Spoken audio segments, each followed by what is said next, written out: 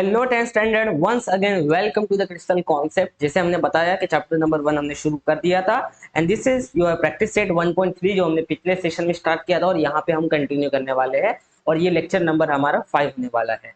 सारी play list की link मैंने डिस्क्रिप्शन में दे दी है, टेलीग्राम के चैनल की लिंक डिस्क्रिप्शन में दे दी है।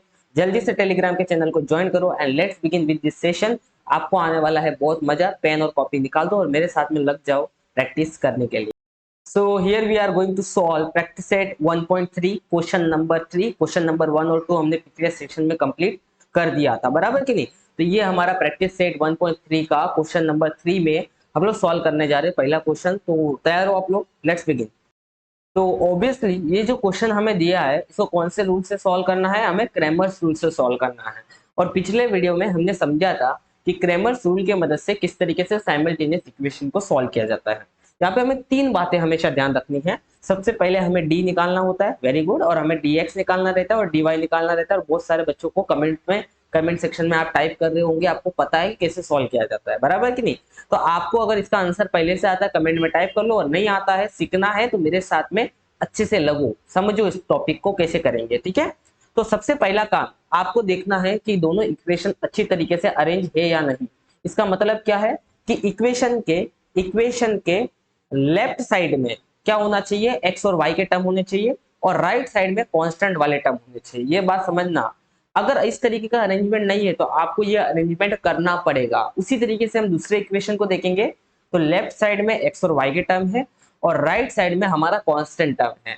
तो जो x का कोएफिशिएंट होता है उसको हम लोग क्या बोलते हैं? a से रिप्रेजेंट करते हैं। तो ये हमारा हो गया a1 और ये हो गया हमारा a2। तो हमेशा मैंने आपको पिछले लेक्चर में बताया था, इनको लिख दिया करो। तो a1 और पहले क्या लिखते हैं हम लोग? a2 लिखते हैं, फिर हम लोग b1 b2 लिखते हैं, फिर हम लोग c1 c2 लिखते हैं। सही बात है। a1 a2 हमारा x के कोएफिशिएंट होते हैं, ये हमारा y का कोएफिशिएंट होते हैं और ये हमारे कांस्टेंट होते हैं। अच्छे से आप अगर ध्यान दोगे यहाँ पे तो a1 और a2 का वैल्यू क्या हो जाएगा? इधर 3 है इधर 4 है, तो ये हमारा हो गया 3 एंड 4, बराबर। उसी तरीके से यहाँ पे b1 b2 c1 c2। तो हमारा b1 और b2 का वैल्यू क्या होगा? अच्छे से ध्यान देना, -4। अगर आप गलती से 4 लिख लेते हो आपका आंसर गलत हो जाएगा। तो -4 और यहाँ पे कितना है? +3। तो प्लस लगने की जरूरत नहीं, वो 3 बाय डिफॉल्ट। और यहाँ पे है 10 और यहाँ पे है 5, तो 10 और 5। तो इस तरीके से आपने x का कोएफिशिएंट, आपने y का कोएफिशिएंट और आपने z का कोएफिशिएंट लिख दिया। ये हमेशा काम आप साइड में कर लिया करो, तो आपका जो सॉल्व करने का जो मोटो रहेगा या तरीका रहेगा वो बड़ा इजी आसान बन जाएगा, ठीक है ना। इसको मिस नहीं करना। तो लेट्स सॉल्व दिस क्वेश्चन। तो सबसे पहले हमें क्या निकालना है? सबसे पहले हमें डी निकालना है, बराबर। तो डी निकालने के लिए हम लोग यहाँ पे एक डिटरमिनेंट लिखेंगे और डिटरमिनेंट में हम लोग किसका कोएफिशिएंट लिखते हैं? पहला एक्स का और फिर हम लोग लिखते हैं वाई का। आपको ये सब ऊपर लिखने की जरूरत नहीं है, प्रैक्टिस करते समय लिखो, बाद में आप लोग अपने रेगुलरिटी में जब आ जाओगे, आप एक कंसिस्टेंसी में आ जाओगे, तो ये एक्स और वाई लिखना आप छोड़ देना, ठीक है। एक्स का कोएफिशिएंट क्या है? 3 4, y का कोएफिशिएंट -4 एंड 3, बराबर। फिर हमें क्या ओके, तो इसको सॉल्व कर लेते हैं हम लोग। पहले दो ब्रैकेट हम बनाते हैं और बीच में क्या करते हैं? माइनस लगाते हैं। सबसे पहले हम लोग करेंगे ये वाला मल्टीप्लीकेशन जिसमें रहेगा 3 इंटू 3 और फिर करेंगे -4 इंटू 4। 3 इंटू 3 हो जाएगा 9 एंड -4 इंटू 4 हो जाएगा -16। सही बात है। अब देखो माइनस माइनस हो जाएगा दोनों मिलके प्लस, ये हो गया +16 और ये 9। तो आपका ये आंसर आ रहा होगा टोटल 24। तो आई होप सो यहाँ पे आपको डी का वैल्यू मिल गया। और डी का वैल्यू क्या मिला? डी का वैल्यू आपको मिला यहाँ पे 24। ये आपको याद रखना है। अब इसके बाद हम लोग निकालने वाले हैं dx, बराबर की नहीं। और dx निकालने के लिए यहाँ पे y का कोएफिशिएंट तो जैसा है वैसे का वैसे हम लोग लिखते। देखो जैसा यहाँ y लिखा था वैसे का वैसा, लेकिन x के कोएफिशिएंट के जगह पे हम लोग किसका कोएफिशिएंट लिखते हैं? कांस्टेंट का। आप देख पाओगे यहाँ पे मैंने कांस्टेंट का कोएफिशिएंट आपको लिखना बताया था, ये देखो ये वाला कांस्टेंट, बराबर। जब x निकाल रहे होंगे तो आपको यहाँ पे x का कोएफिशिएंट नहीं लिखना है, आपको कांस्टेंट का कोएफिशिएंट लिखता है x के कोएफिशिएंट के जगह पे। तो यहाँ पे कांस्टेंट के कोएफिशिएंट क्या है? 10 and 5, you can see here, आपको देख पाओगे, बराबर। और y का कोएफिशिएंट क्या है? -4 एंड 3। दो ब्रैकेट बनाएंगे और बीच में माइनस लगा देंगे। फिर करेंगे 10 इंटू 3 सबसे पहले करेंगे और -4 इंटू 5 करेंगे। सही बात है। इस तरीके से आपको करना। अभी 10 3 कितना हो जाएगा? 30, करेक्ट है। और -4 इंटू 5 कितना हो जाएगा? -20। आपको पता है ये माइनस माइनस मिलके बन जाएगा प्लस, तो ये बन गया आपका 30 + 20। तो यू कैन सी हियर कि आपको कितना वैल्यू मिल रहा है dx का, आपको dx का वैल्यू यहाँ पे मिल गया कितना, total 50, and this is the value of dx। Okay, अब हमें क्या निकालना है, अब हमें निकालना है dy का वैल्यू। तो dy का वैल्यू के लिए मेथड क्या है, यहाँ पे dy के लिए भी हम लोग पहले लिख देंगे dy, और dy का लिखते समय x के कोएफिशिएंट तो लिखेंगे, लेकिन y के जगह पे हम लोग कांस्टेंट वाले कोएफिशिएंट लिखेंगे। तो आप देख पा रहे हो कि यहाँ पे x के कोएफिशिएंट 3 4 है और कांस्टेंट के कोएफिशिएंट है 10 5। तो यहाँ हम लिख देंगे 3 4 और 10 5। अब यहाँ पे वैसे पहले के जैसे दो ब्रैकेट बनाएंगे और बीच में लगा देंगे माइनस, ठीक है। अब देखो 3 5 यहाँ पे लिखेंगे, अगले अगले क्वेश्चन से मैं डायरेक्ट कर लूंगा बराबर, और 10 × 4 हो जाएगा यहाँ पे। अब 3 5 हो गया 15 और 10 × 4 हो गया आपका 40। अब देखो 40 में से 15 गया तो कितना बचेगा, ये बच जाएगा आपका आई गेस 25। और बड़ा कौन है, बड़ा यहाँ पे 40 है, तो बड़े वाले का साइन दैट इज माइनस लग जाएगा, एंड यू गेट dy का value which is equals to minus of 25। I hope so this will become very simple, okay। क्योंकि यहाँ पे simultaneous by elimination method and by graphical method Cramer's rule is much more easy, because यहाँ पे एक pattern है, एक standard pattern है, आपको फॉलो करना है and you will get your complete marks. इसमें आपका एक भी मार्क्स नहीं जाएगा। नाउ हमारा आधा काम हो चुका है, and now we have to find the value of x। How will you find the value of x, we applied formula that is dx upon d।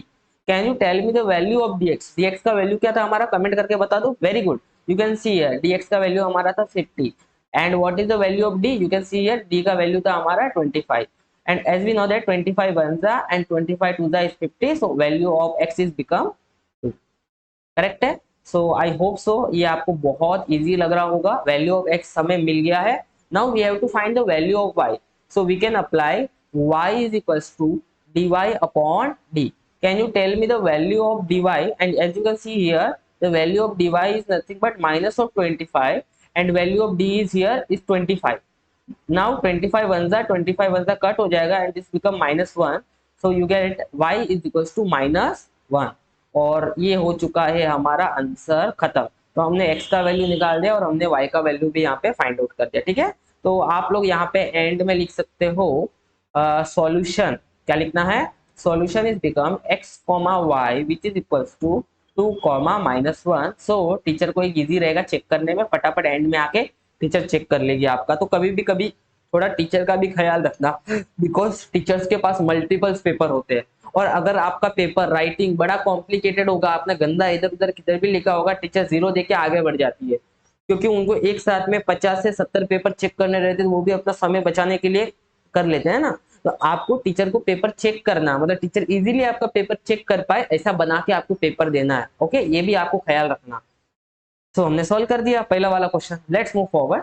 Now I just want to discuss this activity based question, because remember in your board examination there is 2 activities जिनका 2 marks रहेगा। So you can say that total 4 marks का एक activity हो गया, और there is 2 again activity और 2 activity रहेगा जिसका एक एक्टिविटी का 3 मार्क्स होगा। तो you can say that 6 marks हो गया।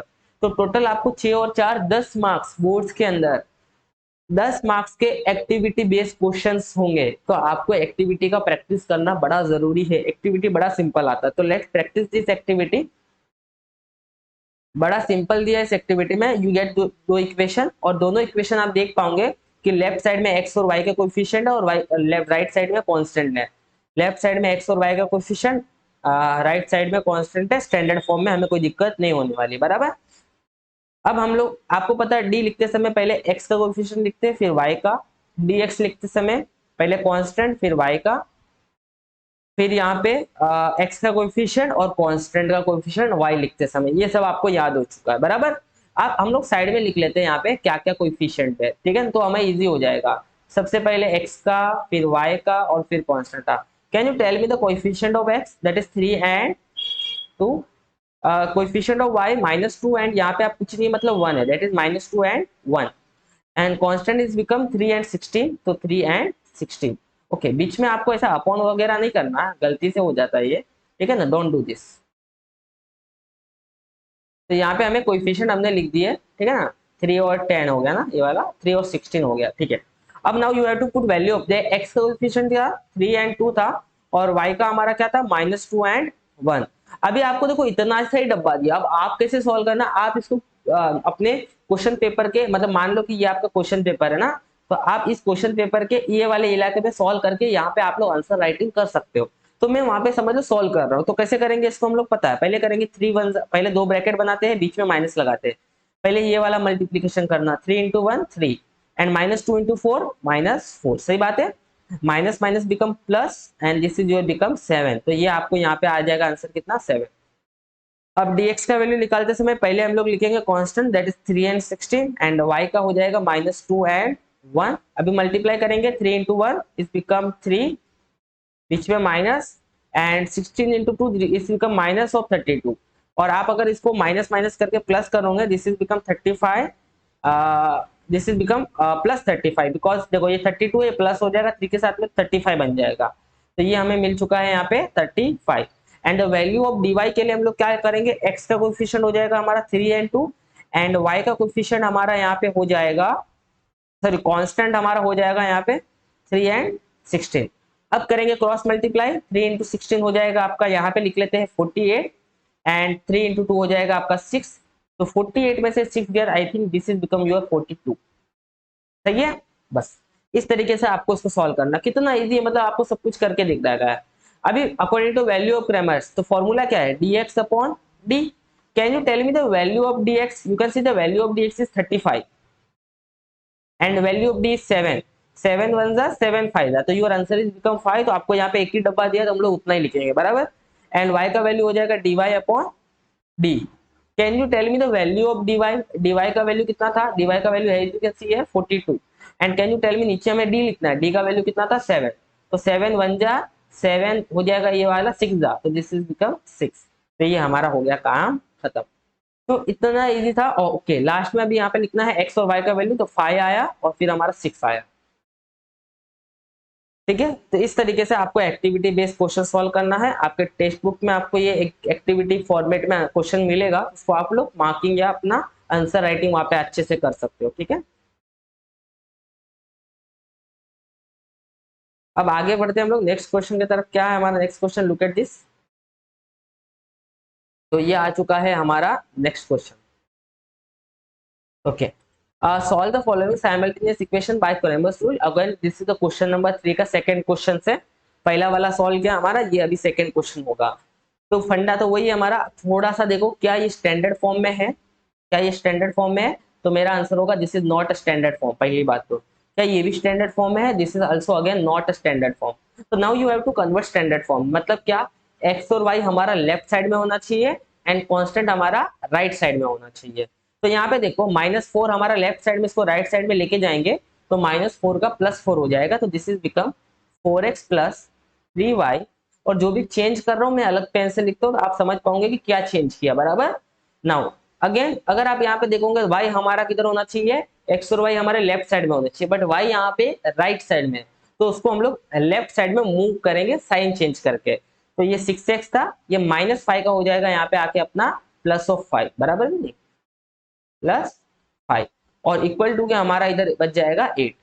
अब हमारा this is your equation number 1 and this is your equation number 2, सही है।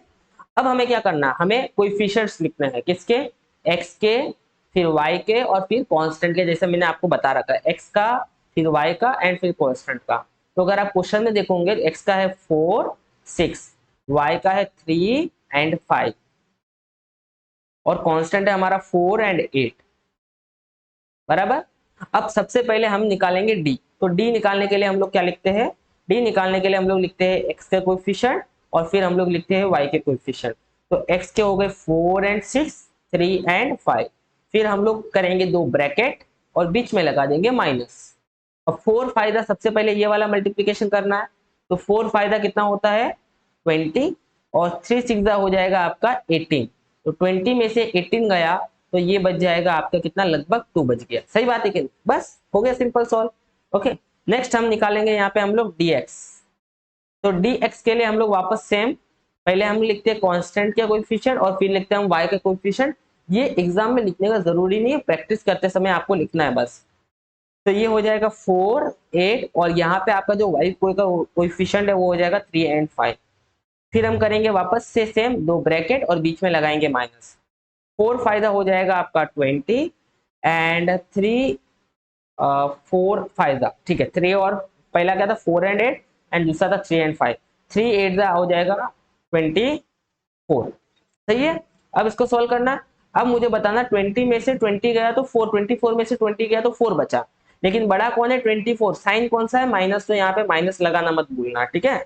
एंड dy का वैल्यू हमें निकालेंगे, तो dy के वैल्यू में सबसे पहले हम लोग यहाँ पे लिखते हैं x का कोएफिशिएंट और फिर हम लोग लिखते हैं कांस्टेंट, क्या लिखते हैं कांस्टेंट। तो x का कोएफिशिएंट है 4 एंड 6, कांस्टेंट है आपका 4 एंड 8। इसको हमें सॉल्व करना है सिंपली, तो ये हो जाएगा आपका, यहाँ पे देखो 4 8 जा इट्स बिकम 32, तो मैंने ये दो डंडी क्यों बना दिया भाई, यहाँ पे हमें बनाना है क्या ब्रैकेट्स, तो यहाँ पे पहला ब्रैकेट बीच में माइनस दूसरा ब्रैकेट, 8 4 जा 32 एंड 6 4 जा इज बिकम 24, सही बात है कि नहीं। तो ये आपका जो आंसर हो जाएगा ये हो जाएगा आपका 8। तो हमें डी dx और dy का वैल्यू मिल गया। अब हमें पता है x का फॉर्मूला होता है dx upon d। Now value of dx is -4 and d का value is 2, answer is become -2। y का वैल्यू कितना है dy upon d, value of dy is 8, d का value 2 and answer is become 4। तो आप बोल सकते हो कि जो आपका सॉल्यूशन है x, y which is equals to -2, 4 और ये आपका आंसर आ गया। तो इतना सिंपल क्रेमर्स रूल अप्लाई करके हमने क्वेश्चन 3 का सेकंड भी सॉल्व कर लिया। अब थोड़ा सा मैं स्पीड बढ़ाने वाला हूँ अपना। एक्चुअली मैं यहाँ पे क्वेश्चन नंबर 3 4 एंड 5 होमवर्क देना चाहता हूँ। मैं चाहता हूँ इस क्वेश्चन को आप खुद से सॉल्व करो और कमेंट सेक्शन में आंसर बताओ, लेकिन मैं इसका आंसर अभी वीडियो में भी बताने वाला हूँ, ठीक है, लेकिन थोड़ा सा स्पीड में। तो होमवर्क इसके लिए कि आपको खुद से सॉल्व करना, फिर नहीं समझे फिर इस वीडियो को कंटिन्यू करना।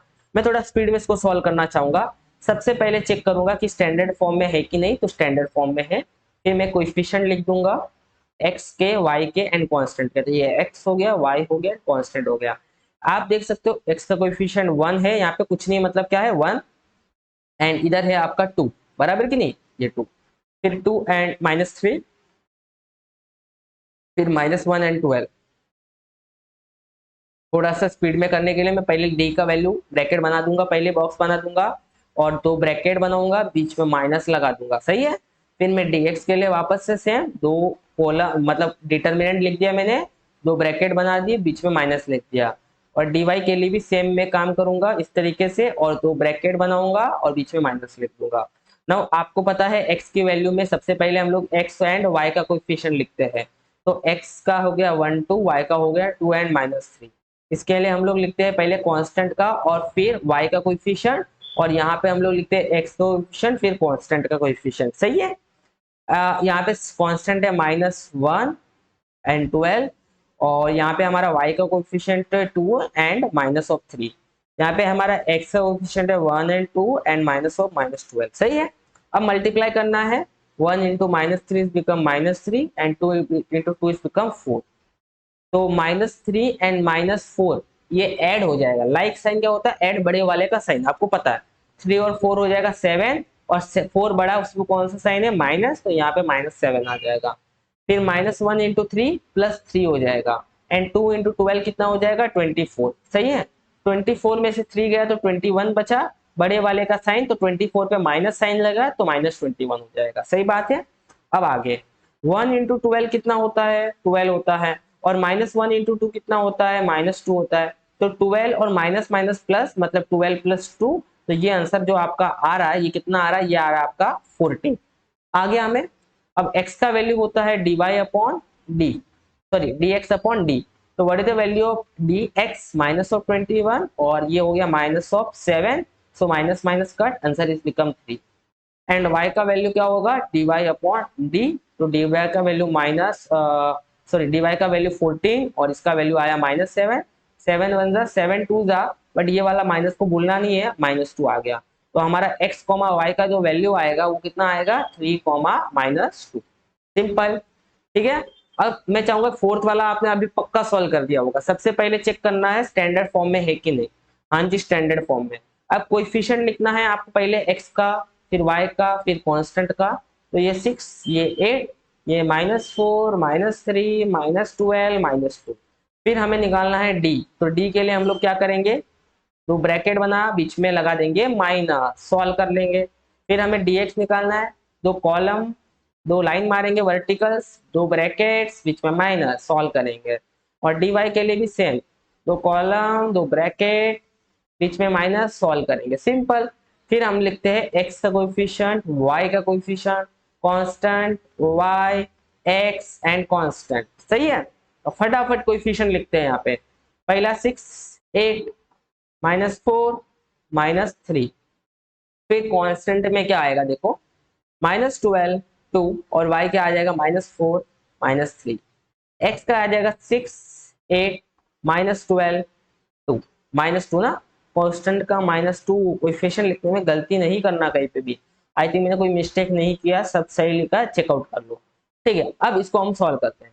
3 × -3 -18, 8 4 जा 32, और माइनस लगा हुआ, दैट्स बिकम -32। तो ये आपका हो जाएगा -18, माइनस माइनस प्लस 32। तो इसका आंसर आपको कितना मिल जाएगा देखो, 32 में से आपको 18 माइनस करना है। तो ये 12 में से 8 गया तो 4 बच गया, और 2 में से 1 गया 14 बच गया। तो ये हमारा +14 आ गया, क्योंकि बड़े वाले पे प्लस लगा हुआ है। तो ये हमें डी का वैल्यू मिल गया, सही बात है कि नहीं। तो याद रखना हमारा डी का वैल्यू जो है वो कितना आ चुका है, 14। अब हम बात करेंगे dx की। -12 × -3 ये हो जाएगा +36, ठीक है। और 4 × 2 हो जाएगा हमारा 8, माइनस माइनस दोनों पे लगा, इसके लिए आंसर प्लस में आएगा। 36 में से यहाँ पे 8 गया, तो 36 में से यहाँ पे हम लोग 8 को अगर माइनस करेंगे तो दिस इज बिकम 28, बड़े वाले का साइन 36 पे प्लस साइन है, तो आंसर प्लस में आएगा।